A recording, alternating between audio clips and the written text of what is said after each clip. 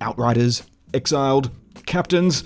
Welcome to Lunar Universe. I am your host, Ogaz, and today I want to talk about launch, baby. This is your launch guide, the official Lunar Universe launch guide for Outriders, and we're going to have a chat about a few things. Number one, the first thing is what is coming for me in this game on April 1st. What can I expect in terms of content for this game? Number two is what changes are coming from the demo. What can I expect to see if I have played the demo that is going to be different for launch day? And lastly, what can I do now? Whether you have someone that is playing or has played the demo, what can you do ready for your transfer on April 1st? Because as we know, your characters will be brought across. And also, if you haven't played the demo or you don't want to play the demo, what can you do in the meantime? All good things to come today. Okay, so first things first, when is Outriders dropping for you? Well, it depends. If you're on PC, it's a global simultaneous release. So that means that no matter where you're on the world, it is dropping at the same time for all of us. And if you look at the data on screen, you'll see the various times that would represent for you. In this case, you can see quite clearly something different. For the console peeps, they do quite nicely here because it gets released midnight in their specific time zone. Now, to translate that for you, it means that console players do quite well, and in particular, my good friends in my fellow New Zealand are going to do exceptionally well who play console. Australia will do well, by the way, too. Basically, those two countries will be the first people playing this game. The New Zealanders on Xbox and PlayStation, the Australians, and anyone in the Pacific, Japan, etc. will start to get on quicker than the rest of the world. Why is that, you ask? Well, Square Enix have explained it as being related to personnel and specific launch times that they do with Square Enix. Apparently, it's a very common thing for Square Enix to use a global simultaneous release for PC, just to make sure they have enough hands on deck, they have enough IT and engineers ready if they need to adjust, fix, patch, rectify, etc. should their demand be very high. And let's face it, because now we've got Game Pass on play, it's going to be a big one. It's going to be a big one. There's going to be a lot of people playing Outriders, but obviously they're concerned with PC, and they've decided to make that a global simultaneous release so they can maximize their resources if there are issues on day one. Alright, now another point to this is the Preload. Xbox Preload is now live, so you can go and check it out. I would recommend, if you are using Xbox, don't go for the Game Pass app. It seems a bit buggy. You can actually go for the regular Xbox store, or if you're feeling extra lazy, get your phone out, go to the Xbox mobile app, and just queue up the download. God, I love the modern era, isn't that cool? Just queue up the download, and it will queue up for you and download to your Xbox. Some people have reported issues with the Game Pass app on Xbox downloading the Outriders full game. So there you go. So you can preload that right now if you're on Xbox, go for it. Preloads for PlayStation will happen a few days before launch, as far as we've been told. The Steam preload is not yet available if you've bought it on Steam. There is more to come on that in the next few days, I suspect. And Epic preload, Epic preload doesn't exist. I didn't know that, but there you go. I'm sure I pre-ordered something and preloaded something on Epic in the past, but anyway, it is not available to you. Okay, so now we've got the dates and times out of the way, let's do a stock take of everything we're getting on April 1st. What have we got? Well, as we know, it's a 3-player co-op looter shooter. Not game as service, no microtransactions. The campaign you're expecting to hit is about 30 to 40 hours, which is what the devs have claimed, 40 hours. I'm not so sure about that. I'm thinking probably 18 to 25, but I could be wrong, but usually these numbers are slightly inflated for the purpose of marketing, etc.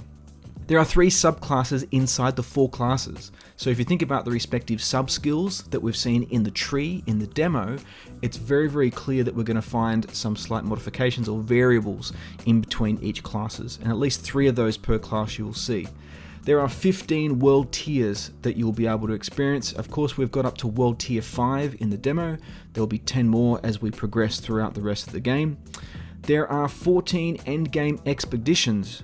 And I should add, what goes along with those expeditions is a unique world challenge tier. So there's a challenge tier of 15 challenge tiers that appear in the endgame scenario, which is external to your 15 world tiers that you have in this campaign.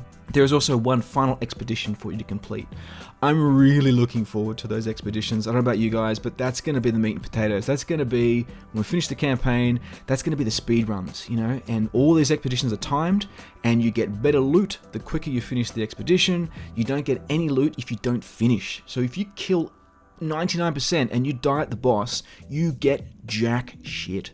That's kind of brutal, but that's the reality. So you got to make sure you're playing at the right challenge tier in the end game expeditions. I'm really looking forward to playing that, and hopefully be able to play with some of you guys out there in Enoch. Now, of course, those 14 expeditions are unique locations, which was pretty cool. We've shown off some of these in previous videos, but that's something that excites me a lot.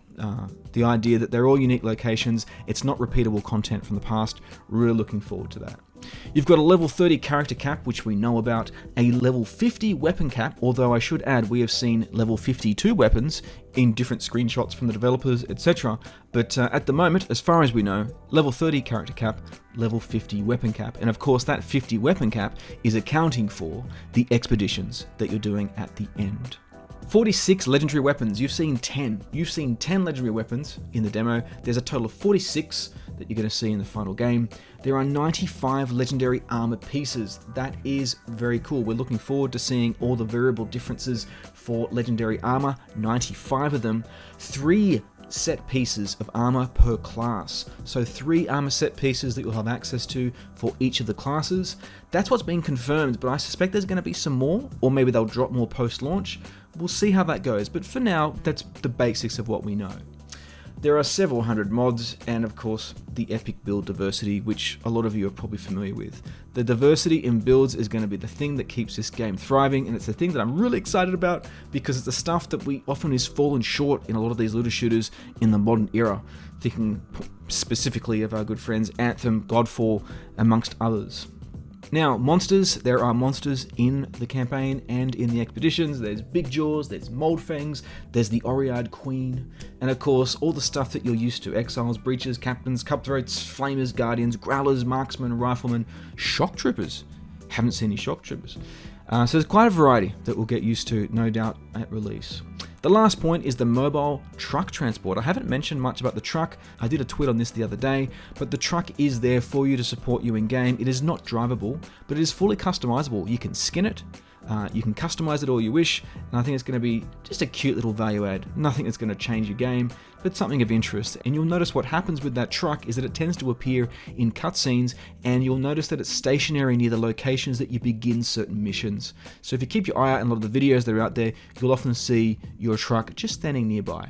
But lots of things you can customize with the truck, including the tray, the front, the rear, and whatnot.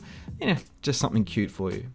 Now, what is changing from the demo to the full game? So you've played the demo and you're like, right, what are they fixing? Let's take a look at that.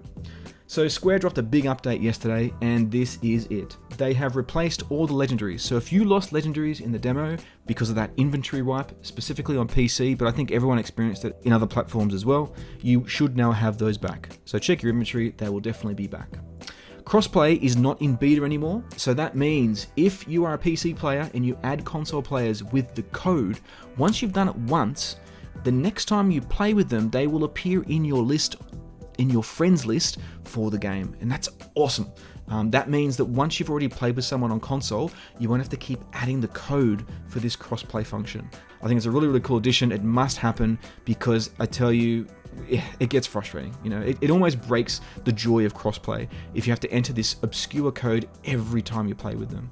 Now, that's not going to be console to console for now, right? There is a patch coming, but if you're Xbox, say, and you want to play with PlayStation, you will still have to share the code first in order to do that. But if you're playing with someone on PC, guys, PC players, invite them to your game, enter the code, give them the code, generate the code, share it with them, and then after that, they'll be able to join you in-game, and they'll be on your friends list as an active invite for the future.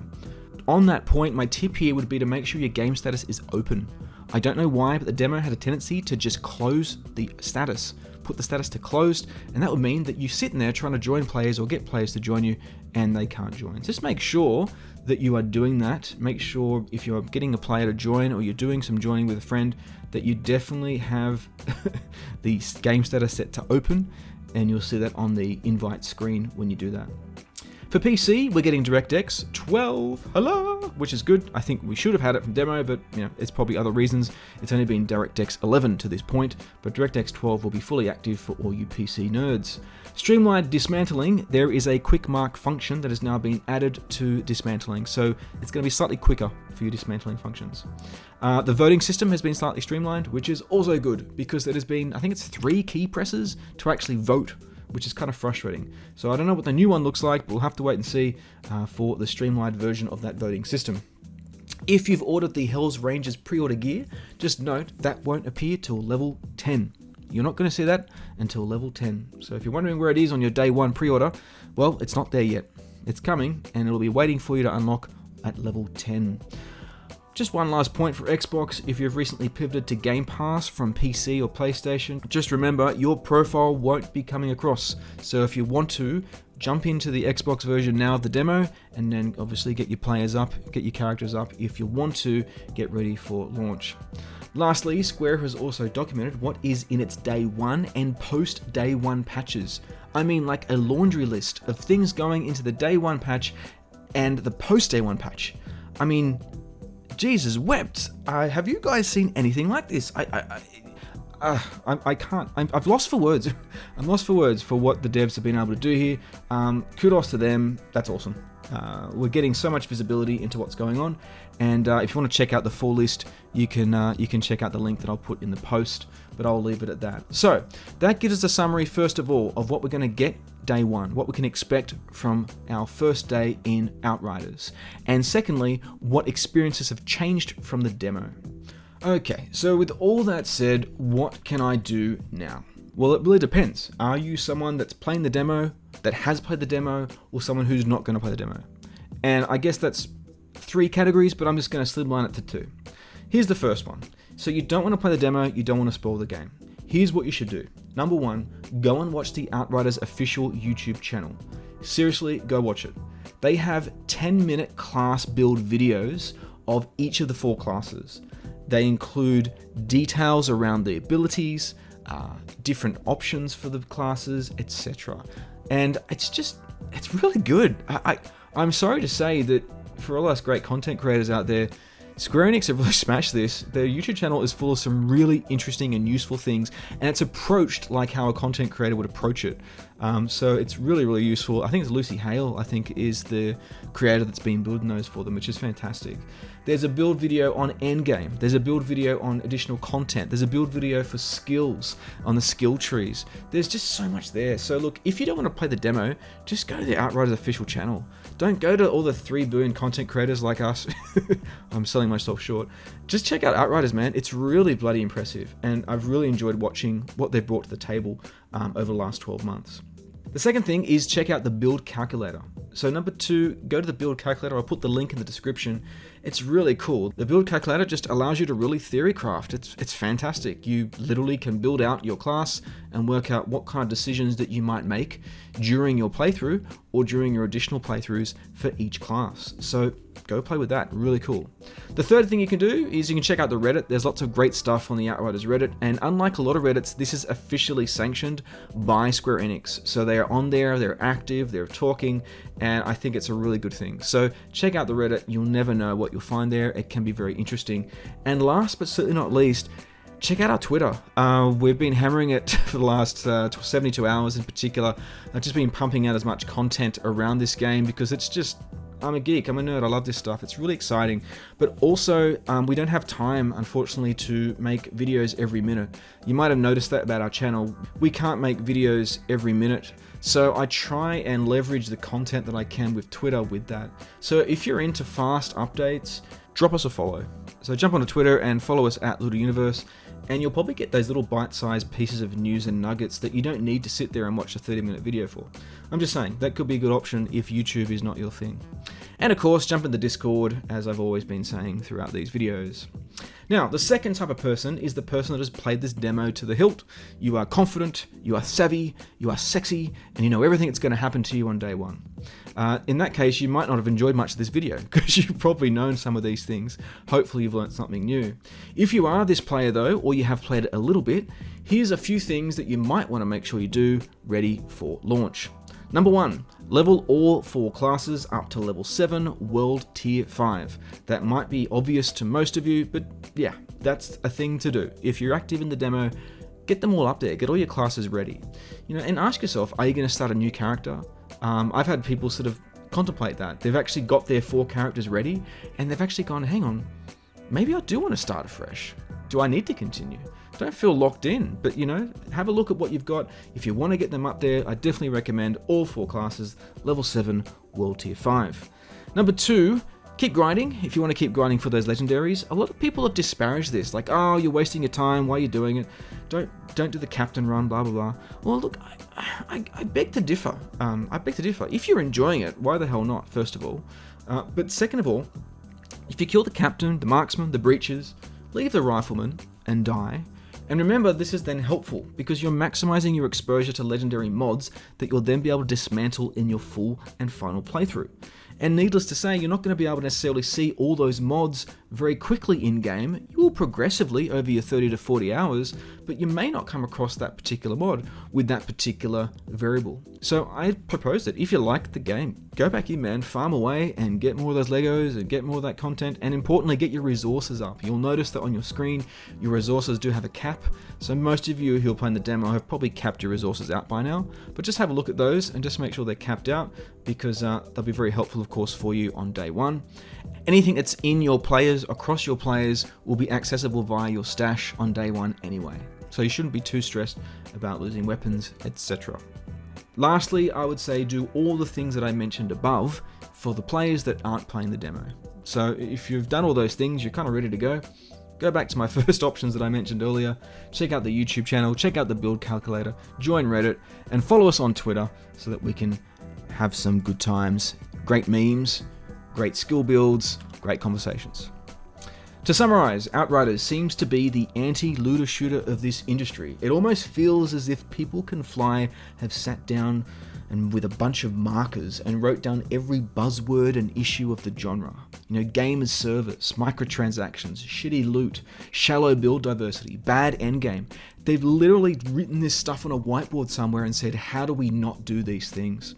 It's via the hundreds of hours of demo that we've played, the multitude of classes, the build and the loot variety, and the core gameplay loop, I'm fairly convinced this game is going to make a splash on April 1st. That is to say, if they can get the matchmaking and the connection woes that we've seen in the demo sorted, they have to nail those things.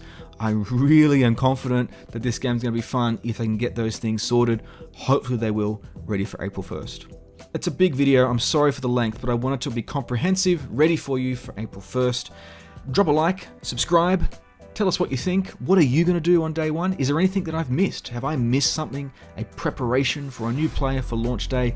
Whack it in the comments. Guys, thank you for your time today. Have an awesome day. I am Ogaz for Looter Universe, and I'll see you next out at Enoch.